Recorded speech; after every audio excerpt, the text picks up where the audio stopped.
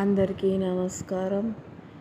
ఈరోజు మన గుత్తిలో ఆత్మనిర్భర్ భారత్ స్వయం సమృద్ధి, ఇంటింటా స్వదేశీ, ప్రతి ఇంటా స్వదేశీ, అలాగే కరపత్రాలు ఇంటింటా వెళ్ళి ఇవ్వడం జరిగింది. మన గుత్తిలో సో అందరూ స్వదేశీ వస్త్రాలనే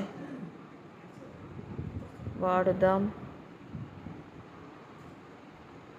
విదేశీ వస్తువులు నిషేధించి స్వదేశీ వస్తువుల్ని వాడదామని కోరుకుంటున్నా.